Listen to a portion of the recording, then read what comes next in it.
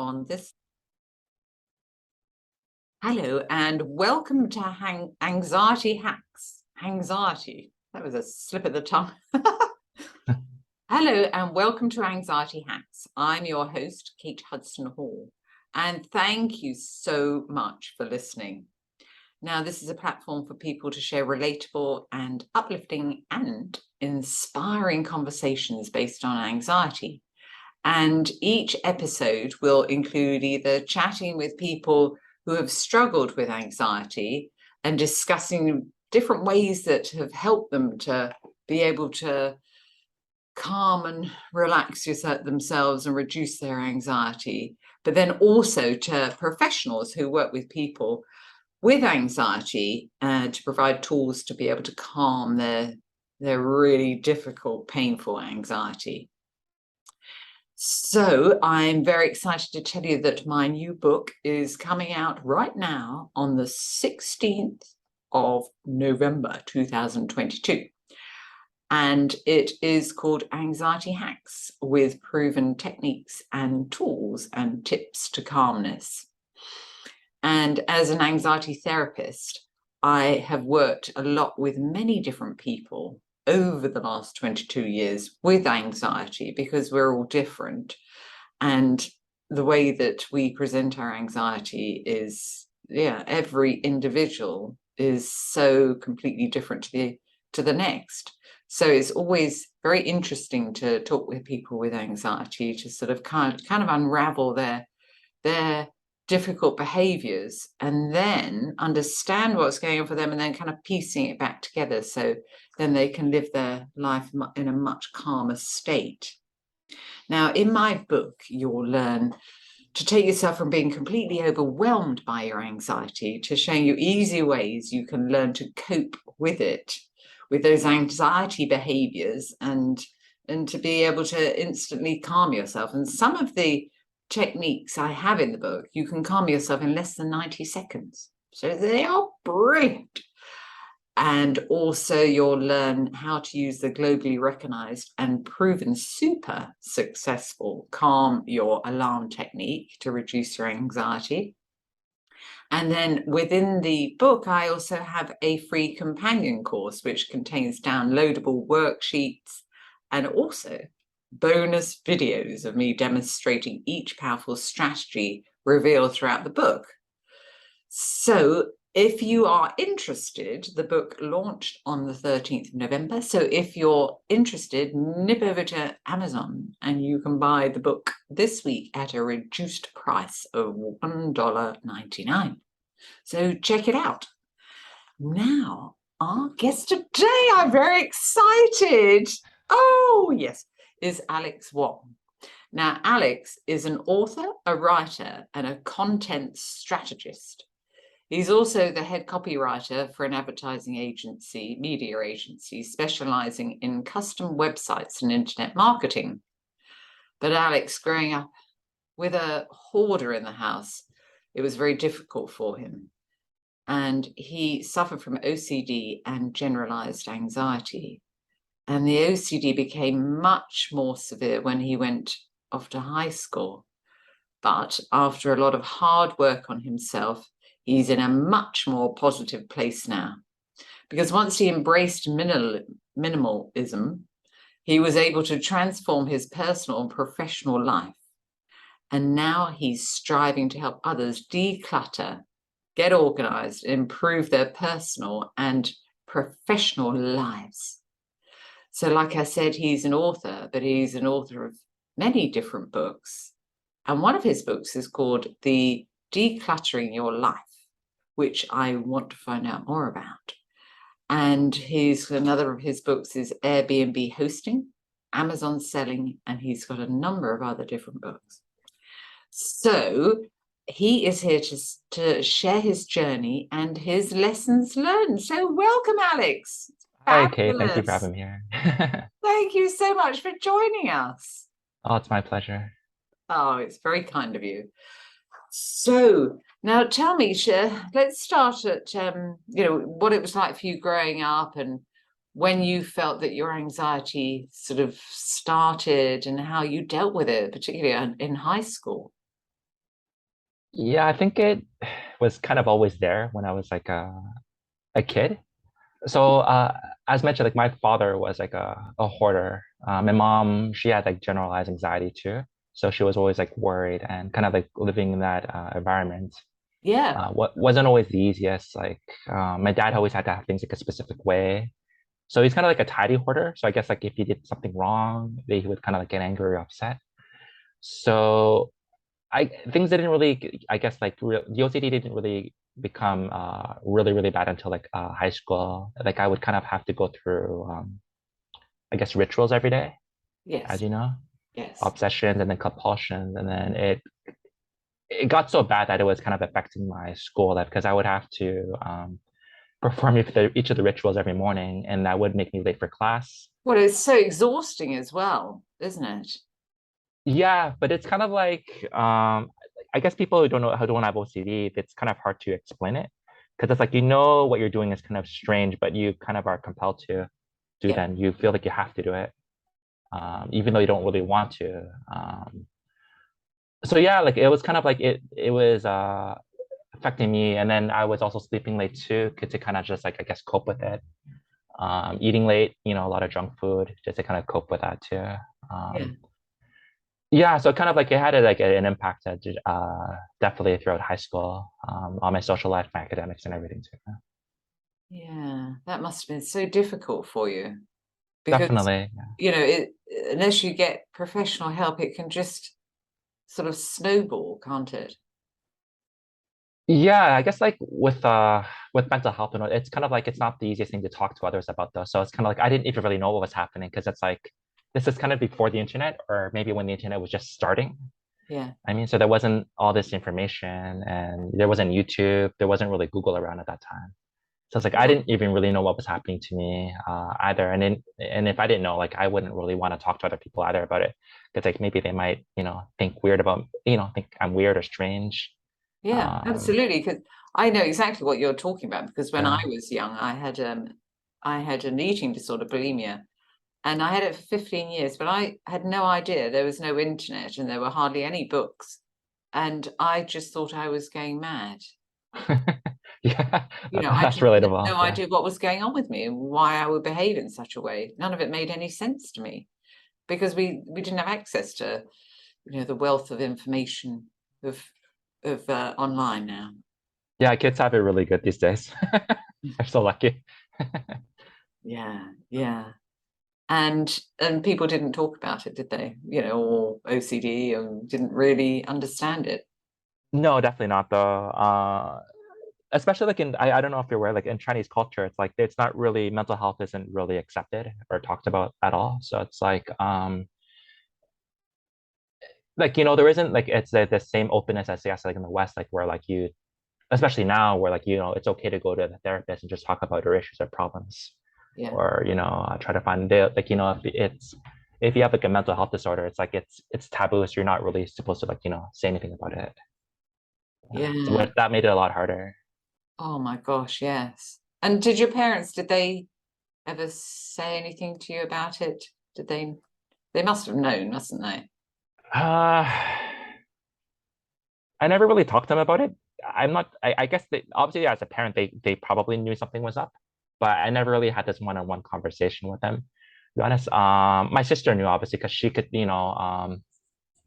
you're living with the other person, you could, I mean, when they're doing some weird stuff or the compulsions. But now that I'm older, like when I talk to my dad about it, like I mean, like I tell him I'm not even. It's kind of because Chinese is my second language, so there's that communication barrier too. But I mean, I tell them that I have OCD, and like I say that you probably have OCD too, dad, though, right? But I don't think he really understands what it is even, or like he'll just say that, oh no, like I just like to. I have to check that the door is locked, basically. I have to make sure that it's locked, basically. That's how he rationalizes it. And Yeah. I'm not gonna kind of get into a whole debate with No, him, no, right? no. It's like it's just Yeah, it's absolutely. just what it is, right? You know. Yeah. Yeah, yeah, yeah, absolutely. Absolutely. So, well, so you had some good teachers really when you were growing up. I guess for most of us, good and bad though, yeah. But I mean, that in a way, part of it is you could have learnt it from people around you. your behaviors and your patterns? Oh, yeah, I think at that time it just kind of like petered out over time. Like I think I knew something was up though, I mean, though, but I didn't know what. And then I kind of just like I knew that I wanted to kind of like make it better or to kind of like improve the condition, but wasn't really sure how to go about it. And so If that makes sense. how long had you had it, when you sort of realized, okay, well, I need to do something about this? Uh like the OCD didn't start getting really bad until like I was maybe like, 14, 15, I'd say. And then maybe by the time I was around 20, I'd say, like 20, like I wanted to kind of like, get more serious. I think I saw a therapist a couple of times, but he wasn't very that helpful, to be honest. And I don't know if it is in UK, but I know in Canada, like therapy is not covered. So it's very expensive. So I mean, like you also have to apply for it, and then you're only covered under like a limited number of sessions. So it's not the greatest Yeah. here.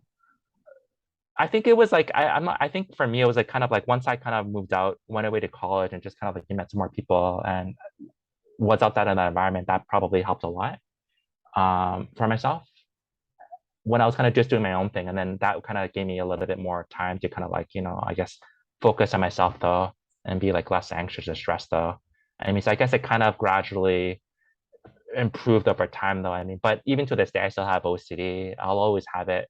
I mean, but it's a lot more manageable now Yeah. than before. Oh, so that's good. So what do you think you found at that time that also, was there any techniques or tools that helped you? Do you remember? I'm thinking right now.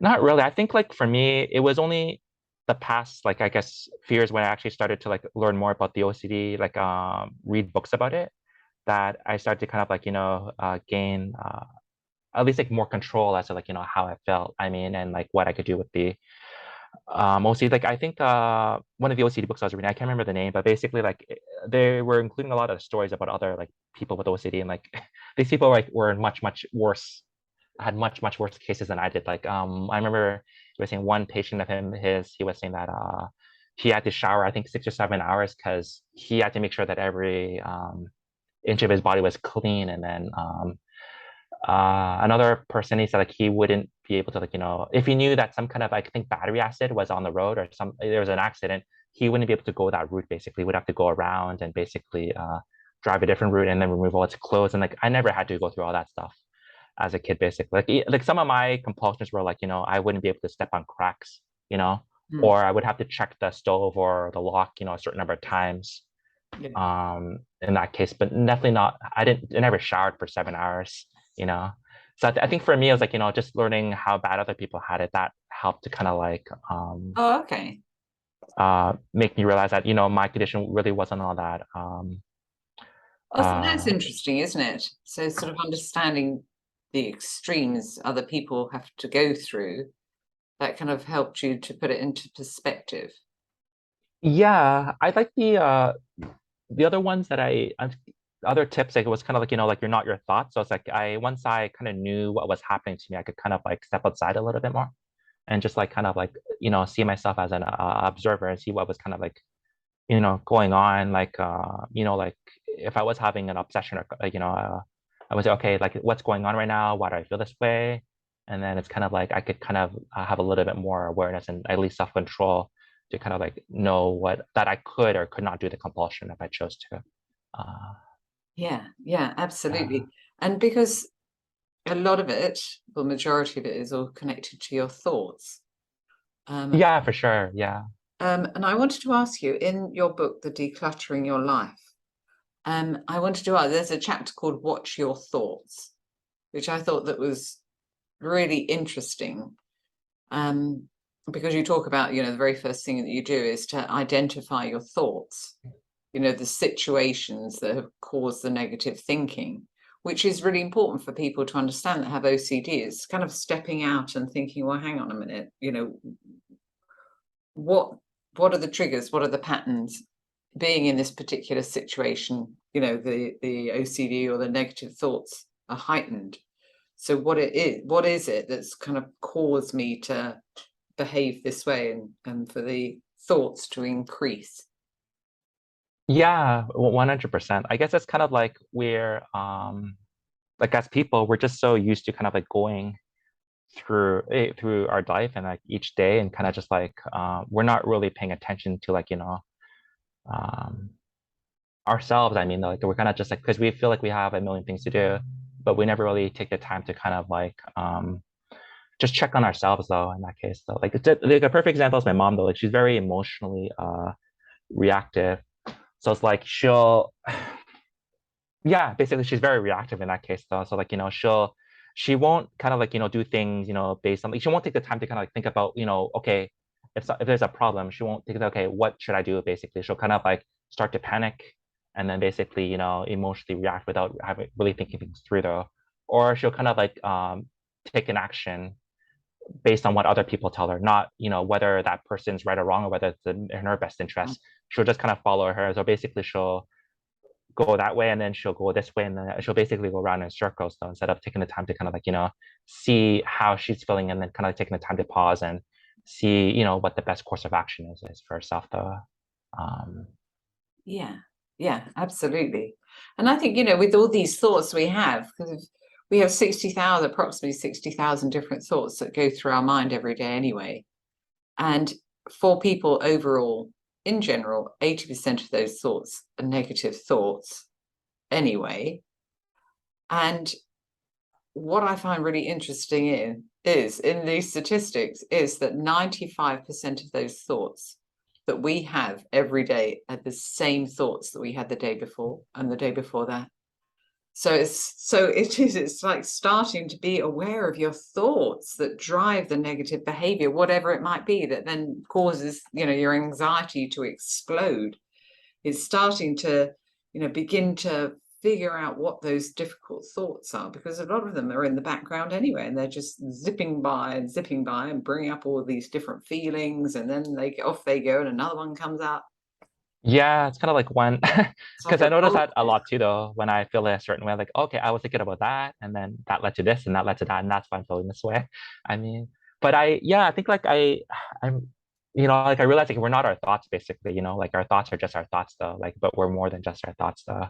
I like And then that. once we kind of like disconnect those two things, we can kind of like have a better handle as to like how our thoughts are affecting our emotions and our moods throughout the day. Yeah. And I Yeah. love that. We are not our thoughts. Yeah. Mm. Because majority of time people actually believe what they tell themselves. Yeah, we're our biggest critics though, which is funny. Like I can't remember where I was reading it, but we would never let other people talk to the same way that we talk to ourselves. So Oh like it's yeah. yeah, yeah. Oh yes. We just for some people just so horrifically unkind to themselves. In fact, the majority of people are like that and give themselves such a hard time if they've just done something so simple and made a genuine mistake about something. They spend the next 20 minutes beating themselves up. So it's starting to be aware of those thoughts, isn't it? And Yeah, then I think that's the first step though, for sure. separating from them and taking some time out, thinking, okay, well, they are just thoughts, and I don't have to follow those thoughts. They're just negative thoughts that I'm having. And so for you, in your book, you talk about meditation, so that helped you. Yeah, for sure though. I think it's kind of like I started getting into it when I was in living in Asia, like I think about 5, 6 years ago. It was I liked it because it was just kind of like forcing me, even though I didn't really want to do it, kind of just like forcing me to kind of like, get used to not doing anything, if that makes sense. Because I feel like we always feel like we should be doing something Yeah, or staying busy, whether that thing is, productive or not, whether it's helping us or not, that we feel like we always have to be doing something. And it just kind of forced me to like just take a pause and not, just it's okay to be bored once in a while, not to do anything, just to kind of, just you know, slow down. just slow down, as you'd say. Yeah. I mean, even if it's for 5 minutes Yeah. out of the day. Yeah, absolutely. And also mindfulness is fantastic to be able to help to get your mind focused away from, bringing you out of your head and focusing on anything but the thoughts that you're having. And by doing that, it's like pressing the pause button of your mind and giving yourself a break, even if it's only for like 10 seconds. But learning mindfulness is just a huge, amazing tool to be able to help you to calm and to kind of reprogram your mind. Oh, for sure. So yeah, it's just kind of just like your I guess yeah, as you reprogramming your mind though, maybe like, at least balancing some of those negative thoughts and hopefully, putting in some, I guess like some positive ones or maybe more balanced thoughts, as you'd say, to kind of like, things are not that black and white all the time. Yeah, yeah, yeah, Yeah, yeah, yeah. absolutely. And also in the book you say about asking for help. Yeah, so like I think like people like we're obviously like often very proud, and I think with especially with mental health, there's still that stigma that it's because you can't see it really, right? Like unless it's a physical, like compared to a physical disorder, it's kind of like you could see if someone has no arm or no leg or whatever, but with mental health you can't see that. So it's like a lot of times people might think you're totally fine, and if you don't say anything they won't know any better, but then if you say something they might think you're a little bit weird or strange, and there's still the taboo there. So it's yeah, I think it's like kind of like now these days it's there's a lot more acceptance and a lot more better understanding with mental health disorders. So it's getting a lot better now to kind of like ask for help, and there's a lot more options. Like if you don't have to see a therapist if you don't want to, if you want to just like go to some forum or some Facebook group or Reddit group, you could just ask questions, and then there'll be like tons of other people with the same issues that you have. You can kind of like get advice from, relate to, and that at least makes you feel like less lonely, and maybe they'll give you some And that support. Yeah. and that really helps a lot of people by joining those sort of Facebook groups and things, because people, when they're in the middle of a problem, whatever that problem might be, they do feel that they're on their own. And by joining those groups, it's great to be able to understand and see that there are other people going through the same thing that you're going through. And it's really helpful for a lot of people. 100%. Yeah. It's that just like feeling that you're not the only one dealing with it. There's other people that are going through the same as you. Yeah, yeah, Yeah. absolutely. And so what else helped you at the time when your OCD was particularly difficult? I'm thinking, uh, yeah, I'd say like as you said, like it wasn't just one thing. It was kind of like Yeah, doing a whole bunch of small things that kind of like added together. Like you mentioned gratitude. Like for me, it was kind of like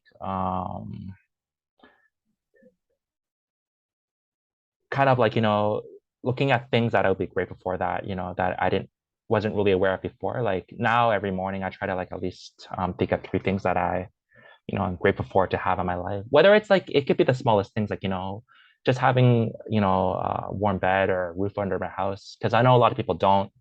I mean, yeah, or the fact that I grew up in Canada, it's a first world country. I mean, a lot of people they would love to trade places with me right now, right?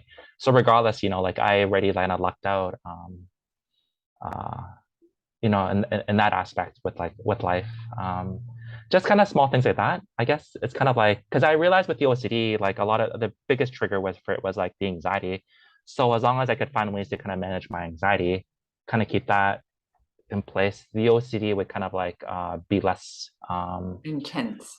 intense, as you'd say. Yeah, I Yeah, guess exercising, kind of like eating right, getting proper rest. All those little things kind of like help though. really To kind taking of like care of yourself. yeah, exactly. Kind of just like keeping everything in order.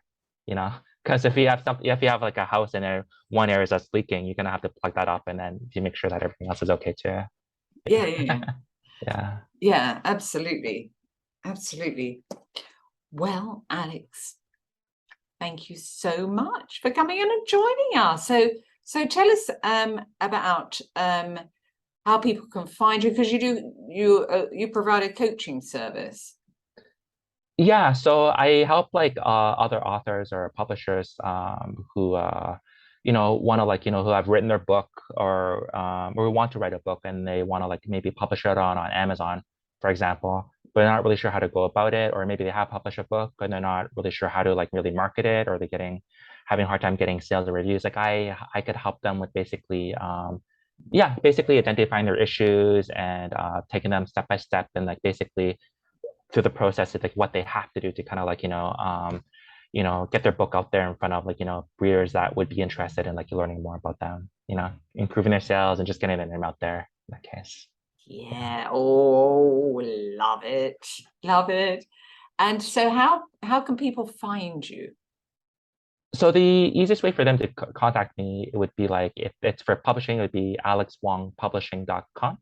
Right. And if they need help with their marketing, copywriting as well, I also have like a copywriting services as well. That's alexwongcopywriting.com though. So both of those sites, they can contact me, whatever they need help with. And yeah, like for me, it's like I always love working with different people, learning about their needs and goals, and just like kind of like finding different ways to like grow their business that way. Yeah. Yeah, excellent. And all the notes, all your 2 links will be in the show notes anyway, so people can come and find you there.